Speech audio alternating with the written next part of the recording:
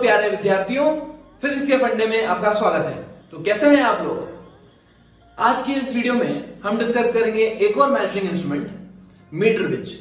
ये इंस्ट्रूमेंट बहुत ज्यादा इंपॉर्टेंट और बेहद सिंपल है। इंपॉर्टेंट इसलिए क्योंकि प्रैक्टिकली देखें तो इसका यूज भी है, प्लस ये आपकी फिजिक्स लैब में 100% मिल जाएगा अगर आपके अंडर कंस्ट्रक्शन ना हो तो शुरू करते हैं। Metre bridge. Basically metre bridge क्यों यूज करते हैं? अननोन रेजिस्टेंस को निकालने के लिए। दोस्तों नोट कर लीजिए, अननोन रेजिस्टेंस को निकालने के लिए। If you want to find the unknown resistance, the value of the unknown resistance, we will use metre bridge, right? Now metre bridge is based on the principle of balanced Wheatstone bridge. Balanced Wheatstone bridge देखा, वो 5 element का 5 resistance का एक सम और 5 resistance का जो एक specific special arrangement होता है जहां पर बैटरी कनेक्टेड होती है, वो बैटरी 2 पार्ट में करंट डिवाइड करती है। याद आया आपको व्हीटस्टोन ब्रिज? चलिए तो उस पर भेज दें। अब क्या करते हैं, हम ये सेटअप लेते हैं ऐसा, ये ऐसा सेटअप आपको व्हीटस्टोन ब्रिज का दिखेगा। ये सब वायर्स है, मेटल स्ट्रिप्स है, ये मेटल स्ट्रिप है, ये मेटल स्ट्रिप है और ये वायर्स है, कनेक्टिंग वायर्स, ठीक है। अब यहां पर हम क्या करते हैं, एक रेजिस्टेंस बॉक्स कनेक्ट कर देते हैं। रेजिस्टेंस बॉक्स क्या होता है दोस्तों? एक बॉक्स होता है जिसके अंदर बहुत सारे वेरिएबल रेजिस्टेंस होते हैं। अब क्या करते हैं, एक एक नॉब को उठाते जाओ, वो वाला रेजिस्टेंस सर्किट में ऐड होता जाता है। जैसे मान लो आपने 2 वाला उठा लिया, उस पर लिखा होता है 2 ओम उठा लिया, तो अब सर्किट में कितना 2 ओम आ गया। मान लो आपने उसके पास वाला 5 ओम उठा लिया, तो 2 और 5 दोनों आपका में आ गया 7 ओम सीरीज में आ गया। मान लीजिए आपने सिर्फ और सिर्फ 10 वाला उठाया, तो टोटल रेजिस्टेंस कितना है अभी सर्किट में 10, ठीक है। तो रेजिस्टेंस बॉक्स में जो रेजिस्टेंस होता है वो हमें नोन होता है, तो हम कहीं भी उसको नॉन रेजिस्टेंस को यूज कर सकते हैं, ठीक है। अब इस एलिमेंट के अक्रॉस हम लगाएंगे अननोन रेजिस्टेंस। क्या लगाएंगे दोस्तों? Unknown resistance. अननोन रेजिस्टेंस को बोल देता हूं S, नोन रेजिस्टेंस को बोल देता हूं R, ठीक है। अब यहां पे एक स्ट्रिप लेंगे जिसका कुछ ना कुछ रेजिस्टेंस होगा, मेटल है तो रेजिस्टेंस होगा, और इसमें इसकी लेंथ होगी कुछ L। ओ लेंथ वो लेते हैं हम 1 मीटर। क्यों? क्योंकि ये मीटर ब्रिज लेंथ कितनी लेते हैं? फिक्स लेंथ लेते हैं 1 मीटर। तो 1 metre is equals to 100 centimetre. तो यहां से यहां तक की लेंथ होगी 100 सेंटीमीटर, ठीक है। चलिए अब इसकी रेजिस्टिविटी भी होगी कुछ रो लेंथ, तो आपको पता ही हो गया L, दैट इज 100 सेंटीमीटर ना। अब क्या करते हैं हम, एक पॉइंट से, इस पॉइंट से एक गैल्वेनोमीटर को कनेक्ट करते हैं और दूसरे एंड पे एक जॉकी कनेक्ट कर देते हैं। जॉकी क्या होता है दोस्तों? एक पेन जैसा एलिमेंट होता है, उसको वो पूरा वायर होता है अंदर, मतलब करंट फ्लो हो सकती है उसमें से, और वो ऊपर से इंसुलेटेड होता है ताकि वो आप हाथ में पकड़ के उसको इधर उधर वायर के ऊपर मूव कर सके। That is called a jockey, ठीक है। तो उस जॉकी को आप क्या करते हो, यहां पे मान लिया आपने करंट फ्लो कर दिया, तो इधर से अगर करंट फ्लो हो रहा है तो गैल्वेनोमीटर डिफ्लेक्शन शो करेगा। गैल्वेनोमीटर क्या करेगा? डिफ्लेक्शन शो करेगा। गैल्वेनोमीटर डिफ्लेक्शन शो करेगा, मतलब इस वायर में से जो जॉकी से कनेक्टेड है इस पॉइंट से, उसमें से कुछ ना कुछ करंट फ्लो हो रही है, ये आपको पता चल जाएगा, ठीक है। अब इन दोनों एंड्स को आपको बैटरी से कनेक्ट कर देना है ताकि ये सर्किट एक्टिव हो जाए। दोनों एंड को आपने ए और बी के बीच में पोटेंशियल डिफरेंस लगा दिया। जैसे आपने पोटेंशियल डिफरेंस लगा दिया, अब क्या हो जाएगा, करंट सर्किट में फ्लो होने लग जाएगी, ठीक है। आपको क्या करना है, इस जॉकी को उठाना है, यहां पे रखना है, फिर धीरे धीरे स्लाइड करना है। तो क्या होगा, ये जो गैल्वेनोमीटर में मान लीजिए डिफ्लेक्शन अभी इधर है, ठीक है। आप उठा के अगर यहां रख देंगे तो डिफ्लेक्शन इधर शो हो जाएगा, ठीक है। क्यों होगा? क्योंकि करंट की डायरेक्शन चेंज हो जाती है। अज्यूम करंट अगर ऐसे आ रही होती हो तो इधर रखने पर करंट ऐसे चली जाएगी। क्या चीज समझ में आ रही है आपको? बहुत बढ़िया। अब देखो ध्यान से, अब क्या करना, एक पॉइंट यहां टच करना, एक यहां टच करना, तो डिफ्लेक्शन आपको पता पड़ेगा इधर से इधर। अगर डिफ्लेक्शन इधर से इधर चेंज हो रहा है, इसका मतलब 100% बीच में कोई एक पॉइंट ऐसा मिस कर दिया है आपने जहां पे डिफ्लेक्शन क्या हो, 0। आपको वही पॉइंट निकालना होता है। आपको यहां पर मूव कराते कराते कराते कराते कराते कराते ऐसा पॉइंट निकालना होता है जहां पे डिफ्लेक्शन इन द गैल्वेनोमीटर 0 आ जाए। अगर डिफ्लेक्शन इन द गैल्वेनोमीटर 0 आ गई, इसका मतलब इस एलिमेंट में से कोई करंट पास नहीं होगी, कोई करंट पास नहीं होगी। मतलब अगर आप सोचें तो ये देखो, इस तरह का एलिमेंट अपन ने पढ़ा रहता है। क्या होता है, मान लो कि ये बैलेंस्ड व्हीटस्टोन ब्रिज है। अगर मान लो ये R1 है, ये R2 है, ये R3 है, ये R4 है, और अगर R5 में से कोई करंट फ्लो नहीं हो रही है, तो इसी को तो बोलते हैं बैलेंस्ड व्हीटस्टोन ब्रिज। क्या रेशियो होता है, क्या कंडीशन होती है, R1 by R2 should be equals to R3 by R4, this opposite should be equal to this one, याद है। सिमिलरली अगर मैं ये एलिमेंट लूं, ठीक है, ये सेम है, ये और ये सेम है, इसका एक बार शेप चेंज कर दिया, तो क्या R1/R2 इक्वल्स टू R3/R4 होगा। कब? जब इसमें से कोई करंट फ्लो नहीं हो रही है, गैल्वेनोमीटर से कोई करंट फ्लो नहीं हो रही, मान लीजिए कोई करंट फ्लो नहीं हो रही है इसमें से, वो कंडीशन बैलेंस स्टोन ब्रिज की होगी। तो हमने वो पॉइंट फाइंड कर लिया जहां पर दोस्तों नल पॉइंट आया। ठीक है, चलिए अब क्या करते हैं, जैसे ये नल पॉइंट आ गया, हमें पता पड़ गया नल पॉइंट आ गया। अगर नल पॉइंट आ गया तो क्या रेजिस्टेंस इक्वल होना चाहिए, है ना। मैं मान लेता हूं कि यहां से यहां तक की लेंथ स्मॉल है, यहां से यहां तक की लेंथ कितनी, स्मॉल है। तो बच्चों ये 100, ये स्मॉल है इन सेंटीमीटर, तो यहां से यहां तक की कितनी हो जाएगी, ये जो रिमेनिंग लेंथ है वो 100 centimetre minus L centimetre, correct. Now, for the system to be a balanced weak stone bridge, I can write R1 by this resistance of the wire कितना होता है, rho into L by A, area of cross section, rho into L by A, ठीक है, should be equal to this resistance divided by this resistance. So ये जाएगा S divided by rho into 100 centimetre minus L centimetre by A। तो ध्यान से देखिए दोस्तों, L by rho by cancel, ये क्या बचा, R by L is equals to S by 100 minus L। तो अब शंट की या जो अननोन रेजिस्टेंस की वैल्यू आप लिख सकते हैं 100 minus L divided by L into R। ठीक है दोस्तों, 100 minus L divided by L into R। R क्या है, नॉन रेजिस्टेंस, S क्या है, अननोन रेजिस्टेंस, और L आपको सेंटीमीटर में पुट करना है। क्या चीज क्लियर है आपको? चलिए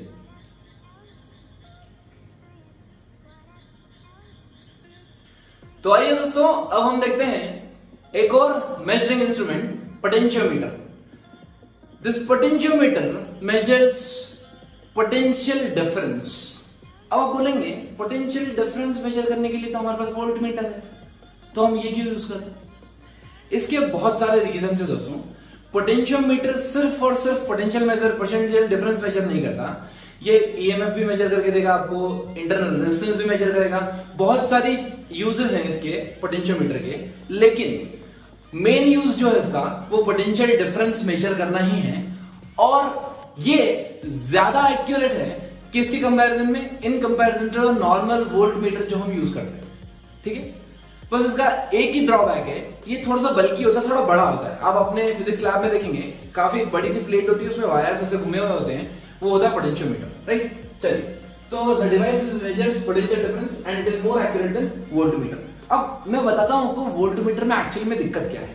मान लीजिए कि एक सेल है, सेल से कनेक्टेड है मेरा कोई रेजिस्टेंस R, ठीक है। अब इसमें करंट फ्लो होगा, करंट कितना फ्लो होगा, E बाय R, ठीक है। चलो, अब मान लो मुझे इसके अक्रॉस क्या मेजर करना है दोस्तों, इसके अक्रॉस मुझे मेजर करना है पोटेंशियल डिफरेंस। तो मैं क्या करता हूं, इसके सीरीज में लगाते हैं या पैरेलल में, वोल्टमीटर लगाते हैं हमेशा पैरेलल में, तो मैंने लगा दिया एक वोल्टमीटर यहां पर ऐसे, ठीक है। चलिए, पहली और इंपॉर्टेंट बात, जो आइडियल पोटेंशियोमीटर वोल्टमीटर होता है, आइडियल वोल्टमीटर होता है जो कि इस दुनिया में एग्जिस्ट नहीं करता है, ठीक है, आइडियल है। इसका रेजिस्टेंस होता है दोस्तों इनफाइनाइट। इसका रेजिस्टेंस कितना होता है, इनफाइनाइट। मतलब जब करंट आती है तो वो पूछती है कि इधर जाऊं या उधर जाऊं, इधर चला या उधर चला। तो ये बोलता है भाई मेरे पास तो इनफाइनाइट रेजिस्टेंस है, गलती से ही मत आ जाना। तो जो पूरी करंट होती है वो निकल जाती है ऊपर से ऐसे, यहां करंट कुछ नहीं आती, वोल्टमीटर सीधी करंट निकल रही है, तो you can easily measure V equals to IR। तब आप पोटेंशियल डिफरेंस जो मेजर करते हैं वो मेजर कितना करते हैं दोस्तों, V इक्वल टू IR। इतना पोटेंशियल डिफरेंस आप मेजर कर लेते हैं, ठीक है। अब पर क्या प्रैक्टिकली पॉसिबल है? प्रैक्टिकली पॉसिबल नहीं है, ये प्रैक्टिकली बिल्कुल भी पॉसिबल नहीं है। प्रैक्टिकल पॉसिबल नहीं है, इसका मतलब कुछ करंट यहां जाएगी, मान ली छोटी कोई करंट गई I, और यहां कितनी जाएगी, I माइनस I। अब जो आइडियली मतलब प्रैक्टिकली, जो प्रैक्टिकली आपको पोटेंशियल मिलने वाला है वो कितना मिलने वाला है, I minus I into R। यही तो मेजर करके देगा वो, I minus I into R. तो जो पोटेंशियल एक्चुअली होता है उस पर ड्रॉप रेजिस्टेंस पे, वोल्ट मीटर उतना मेजर नहीं कर पाता, एक्चुअल नहीं मेजर कर पाता, एक्यूरेट नहीं होता। बट ये होता है कि कॉम्पैक्ट, मतलब जो साइज होता है वो काफी छोटा होता है, उसका साइज छोटा होता है और इजी टू यूज होता है। तो हम कहीं भी जाके पोटेंशियोमीटर ले आके घूमते रहते हैं और लगा के देख लेते हैं कि इसके आसपास पोटेंशियल डिफरेंस कितना मेजर हुआ। ठीक है, हम यहां पढ़ेंगे पोटेंशियोमीटर और देखेंगे उसके सारे सेटअप और यूज। तो आइए दोस्तों, अब हम फिर देखेंगे इसको पोटेंशियोमीटर को कि इसका सेटअप क्या है और ये वर्क कैसे करता है। तो एक हमने बड़ा बैटरा लगा दिया, मतलब एक बड़ी बैटरी लगा दी, उसका कुछ इंटरनल रेजिस्टेंस होगा, हमने मान लिया ईएमएफ ई है, रेजिस्टेंस आर है, ये पॉइंट ए है, ये पॉइंट बी है, और इसको कनेक्ट कर दिया एक वायर से, एक थिक वायर ले लिया या प्लेट लीजिए, मान लीजिए वायर है बेसिकली ये, ठीक है, नॉर्मल वायर। और वायर को मैंने बहुत लंबा लिया है, इसको काफी लंबा वायर लिया है, ये मीटर बीच में 1 मीटर का लगते थे, यहाँ पे मान लीजिए 10 गुना लिया, बहुत लंबा वायर है ना। चलिए, तो क्या होता है, अब इसको मैंने स्केलिंग करके से मार्किंग कर दी 1 2 3 4 करके, राइट ना। सबसे पहले हम पोटेंशियल डिफरेंस मेजर करेंगे इसके अक्रॉस, क्योंकि ये गिवन है सब कुछ, बैटरी पता होगी हमें, जो इनिशियल बैटरी यूज कर रहे हैं उसका रेजिस्टेंस पता होगा। मैं मान लेता हूं इन दोनों के बीच में, पॉइंट ए और पॉइंट बी के बीच में पोटेंशियल डिफरेंस कितना है, कैपिटल बी। तो दोस्तों यहाँ पे जब भी मैं पोटेंशियल डिफरेंस की बात करूंगा तो पोटेंशियल डिफरेंस डायरेक्ट ले लूंगा बी। ये बी पोटेंशियल डिफरेंस हमें गिवन है, ऐसा मान के चलता हूँ, ठीक है, ऐसा मान के चलता हूँ, ये पोटेंशियल डिफरेंस इस पॉइंट और इस पॉइंट के बीच में गिवन है, ठीक। चलिए, अब यहां पर ये लेंथ L है, ये लेंथ L है, करेक्ट। मैं मान लेता हूं एक क्वांटिटी डिवाइन करता हूं lambda, this lambda is called as potential gradient. Potential gradient दोस्तों, किसी भी चीज को आप लेंथ से डिवाइड करते हो, अगर किसी भी चीज को आप लेंथ से डिवाइड करते हो तो उसका ग्रेडियंट बन जाती है। जैसे वेलोसिटी ग्रेडियंट पढ़ा होगा, वेलोसिटी पर यूनिट लेंथ है, ऐसे प्रेशर ग्रेडियंट होता है, बहुत सारी चीज होती है। तो यहां पर लैम्डा क्या होता है, V by L, V by L, this called as potential gradient, ठीक है, पोटेंशियल ग्रेडियंट। अब आपने पोटेंशियल ग्रेडियंट निकाला है, क्यों? Potential gradient is nothing it is total potential by total length, right. अच्छा, मान लीजिए मुझे x डिस्टेंस पे, इतने डिस्टेंस पे पोटेंशियल चाहिए कि यहां पर पोटेंशियल डिफरेंस कितना आ रहा है, इस पॉइंट पोटेंशियल डिफरेंस कितना आ रहा है। ध्यान से सुनो क्या बोल रहा हूं मैं, पॉइंट P और पॉइंट Q के बीच में अगर मुझे पोटेंशियल चाहिए, ठीक, मुझे पता है कि ये पोटेंशियल यहां से आता है यूनिफॉर्मली डिस्ट्रीब्यूटेड है पूरा। अगर ये 0 मानूं, ये भी मानूं, तो ये V से लेके 0 तक वेरिएबल है, इधर जी नीचे जाएंगे तो घटते जाएगा, ठीक। बट पोटेंशियल डिफरेंस इन दोनों पॉइंट के बीच में पोटेंशियल डिफरेंस अगर निकालना हो तो क्या मैं पोटेंशियल डिफरेंस लिख दूं ऐसे, total potential, potential between point P and X, total potential by total length into small length, है ना।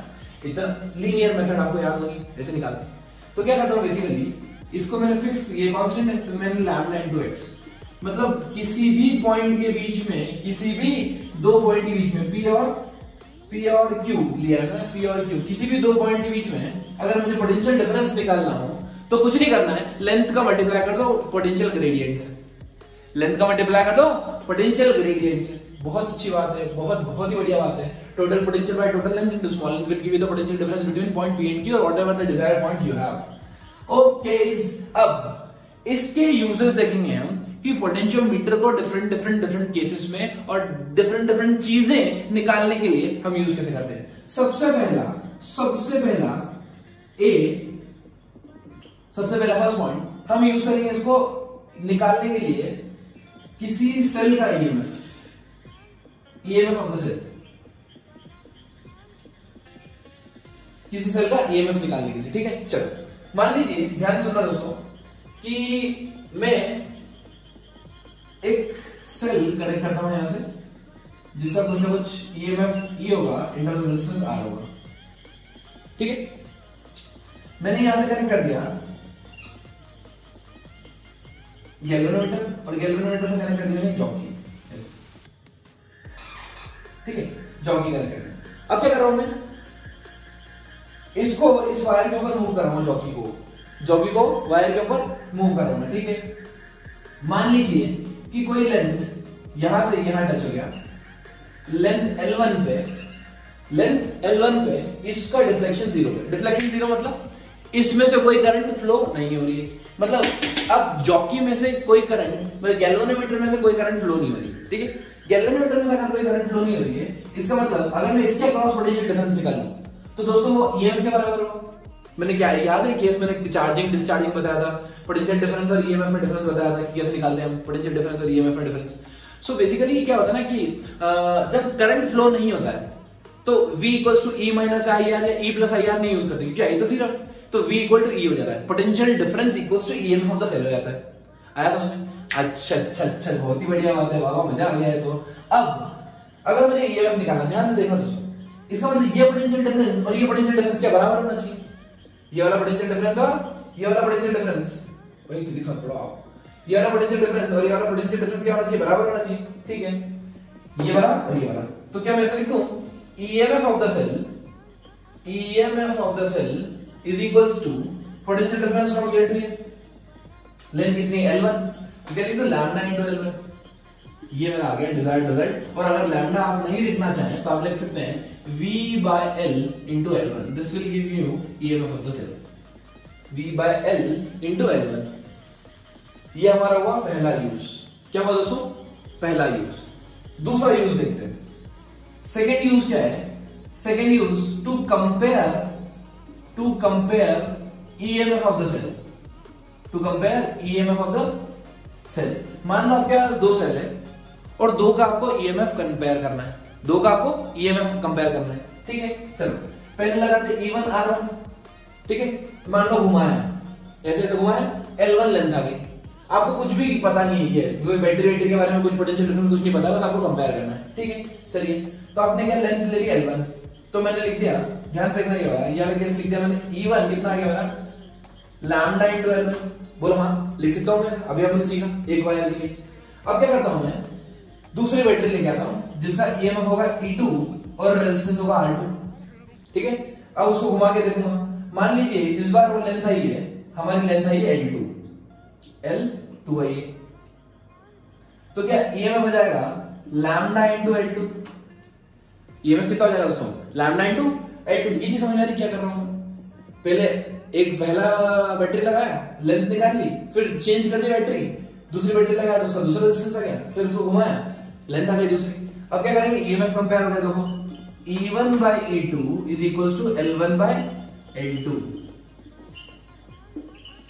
ये हम दो ईएमएफ को कंपेयर भी कर सकते हैं, इसमें आपको कुछ भी नहीं चाहिए डेटा, सिर्फ आपको बैलेंस लेंथ चाहिए कि आप जब मूव करा रहे हैं तो लेंथ कहां पर जीरो डिफ्लेक्शन आ रहा है। अगर आपको एक ईएमएफ पता हो तो आप दूसरा निकाल सकते हैं, और नहीं तो आप रेशियो निकाल सकते हैं, दोनों बैटरीज के ईएमएफ का रेशियो क्या होगा। क्लियर?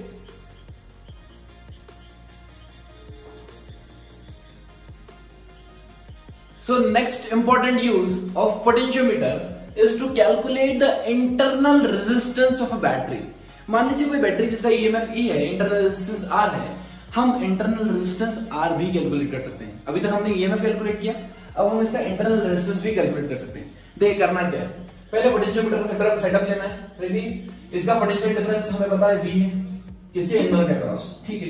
अब मैं क्या करता हूँ, एक EMF लेता हूँ E, इंटरनल रेजिस्टेंस लेता हूँ R, और इसको एक एक्सटर्नल रेजिस्टेंस R से कनेक्ट कर देता हूँ। ये मेरा नॉन रेजिस्टेंस है दोस्तों, ये मेरा क्या है, नॉन रेजिस्टेंस है, ठीक है। चलिए अब ये सर्किट और ये सर्किट आपस में कनेक्टेड नहीं है अभी, देखो ये यहां से कनेक्टेड है बस एक पॉइंट से।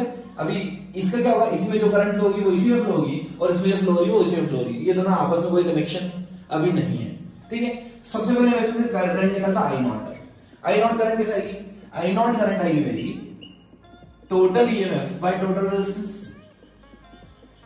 करेक्ट। अच्छा अब एक काम करता हूं मैं, पॉइंट ये P है तो ये भी P होगा, इस पॉइंट का नाम देता हूं R, इन दोनों के बीच में, प्यार के बीच में मुझे पोटेंशियल डिफरेंस निकालना है। तो पोटेंशियल डिफरेंस कितना होता है दोस्तों, V between P and R is equals to E minus IR। Direct लिख दिया मैंने, आप चाहें तो किरचॉफ लॉ भी लगा सकते हैं, देखो प्लस है minus minus minus E plus IR, फिर इधर जाएंगे तो E माइनस IR हो जाएगा, ठीक है। पी आर के बीच पोटेंशियल डिफरेंस कितना गया, E माइनस IR, और U की डिस्चार्जिंग ऑफ द बैटरी, तो आपको समझ में आना चाहिए इतना। चलिए I की वैल्यू रखते हैं, तो I की वैल्यू कितनी थी, E minus E small r divided by small r plus r, small r plus r। अब कैलकुलेट करो, ई आर कैंसिल किया बचा E into capital R divided by small R plus R, ये मेरा आ गया पोटेंशियल डिफरेंस पी आर। ठीक है दोस्तों, पोटेंशियल डिफरेंस आ गया पी आर। अब मैं क्या करता हूं, यहां से गैल्वेनोमीटर कनेक्ट करके जॉकी के थ्रू ऐसे घुमाओ ऊपर। मान लीजिए कोई डिस्टेंस x पे मुझे क्या मिल गया, नल पॉइंट। मान लीजिए कोई डिस्टेंस x पे मुझे क्या मिल गया, नल पॉइंट। नल पॉइंट मिल गया, इसका मतलब जितना पोटेंशियल डिफरेंस यहां आया है, क्या उतना ही पोटेंशियल डिफरेंस यहां भी आया होगा। जितना पोटेंशियल डिफरेंस यहां आया है उतना ही पोटेंशियल डिफरेंस यहां भी आया होगा। तो क्या मैं ऐसा लिख दूं, पोटेंशियल डिफरेंस यहां पे कितना होगा, lambda into x। So lambda into x equals to vpr v by l equals to into x equals to कितना होगा ये, e r upon r plus r। ठीक है, तो दोस्तों आप यहां से r की वैल्यू निकाल सकते हैं। एक मेथड तो ये है, आप r की वैल्यू यहां से कैलकुलेट कर सकते हैं, r plus r is equals to e r l by vx। तो r कितना आ जाएगा, e l upon vx minus 1 into r। यहां से आप इंटरनल रेजिस्टेंस ऐसे कैलकुलेट कर सकते हैं। इस इंटरनल रेजिस्टेंस को एक और मेथड से निकालते हैं, देखते हैं दोस्तों कैसे। ये पूरा सेटअप हमारा एज इट इज है। अभी हम क्या करते हैं, हम इस गैल्वेनोमीटर को यहां कनेक्ट नहीं करते हैं, ठीक है। और ये जो की है वो क्लोज्ड है। जैसे ये की क्लोज्ड होगी तो ये रेजिस्टेंस अलग, ये सिस्टम अलग, ये सर्किट अलग। यहां पे जो करंट फ्लो होगी, मान लीजिए I नॉट जैसा हमने पहले माना था, तो इसमें जो I करंट आएगी वो आएगी EMF by total resistance same.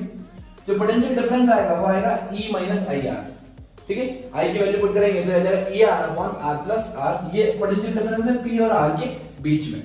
Clear, P और R के बीच में पोटेंशियल डिफरेंस कितना आ गया, ER upon R plus R। Similarly इस पॉइंट और इस पॉइंट के बीच में अगर मैं इसको P और R के बीच में वही पोटेंशियल डिफरेंस होगा।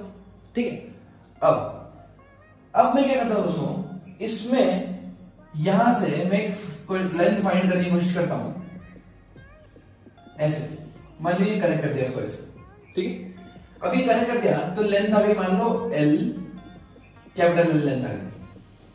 कैपिटल L लेंथ का भाई जब मैंने इसको कनेक्ट करके रखा, ठीक है, सिस्टम में, तो इसके अक्रॉस जो पोटेंशियल डिफरेंस होगा और इसके अक्रॉस जो पोटेंशियल डिफरेंस होगा, अगर वो सेम हो गया तो क्या मुझे बैलेंसिंग पॉइंट मिल गया। मेरे को बैलेंसिंग पॉइंट मैंने कंसीडर कर लिया L में, तो मैं इसको लिख सकता हूं V equals to E minus IR, E minus IR equal to V equal to lambda into capital L, lambda into capital L। इसका पोटेंशियल कितना होता है, लैम्डा इंटू L, ये होगा। चलिए, तो मैं इसको ऐसे लिखता हूं, E माइनस IR की वैल्यू मैं डायरेक्ट पुट करता हूं, ER upon R plus R, ये हो गया हमारा लैम्डा इंटू L। ठीक है, पहली इक्वेशन। अब क्या करता हूं मैं, इस की को करता हूं ओपन। जैसे मैंने की ओपन की, ये बैटरी, क्या इसमें से कोई करंट फ्लो होगी, नहीं। अब इसमें से कोई करंट फ्लो होने वाली नहीं क्योंकि खुल चुका है।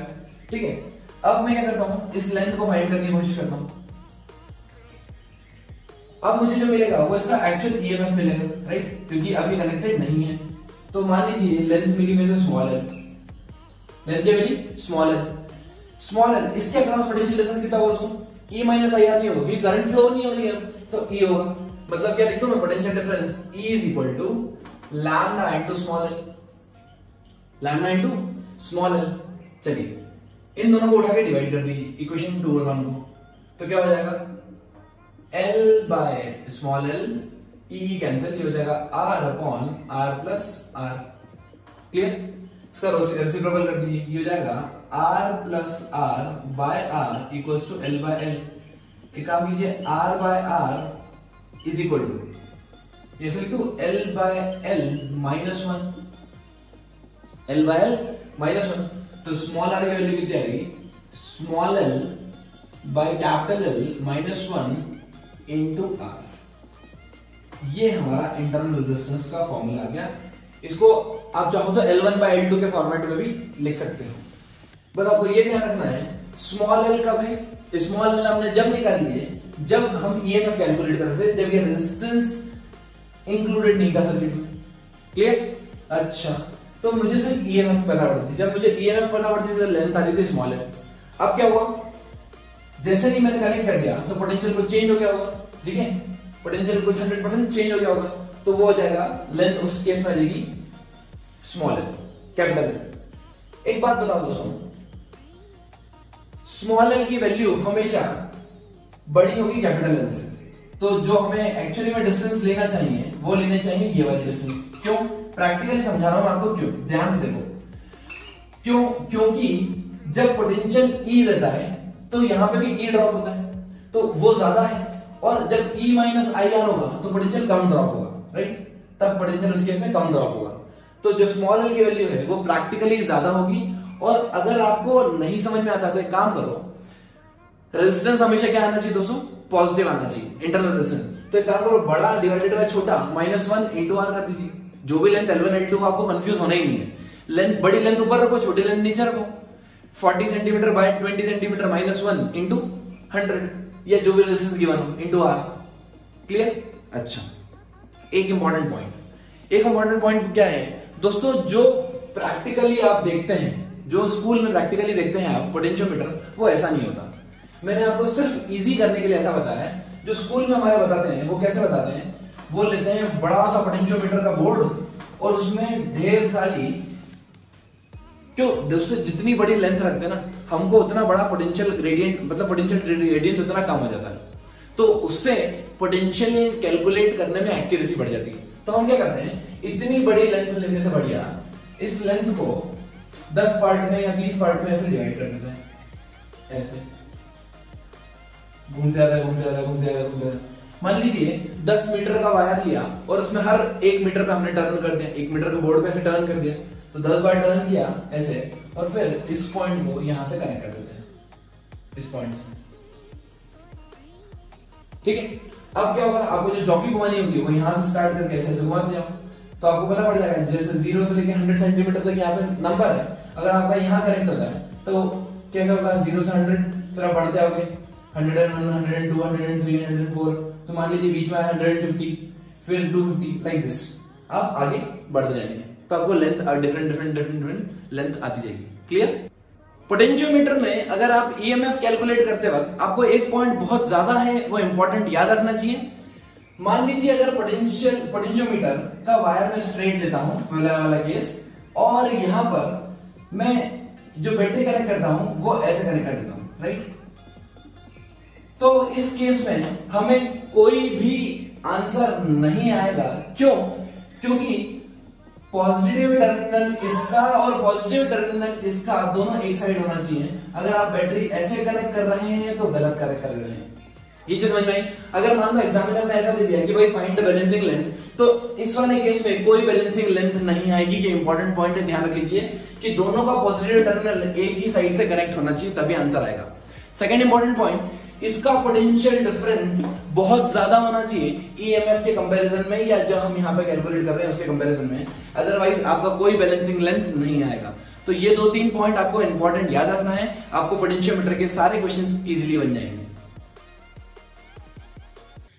आप अपना भविष्य नहीं बदल सकते, लेकिन आदतें बदल सकते हैं, और आपकी आदतें आपका भविष्य बदलेगी। Stay motivated, keep learning, keep supporting.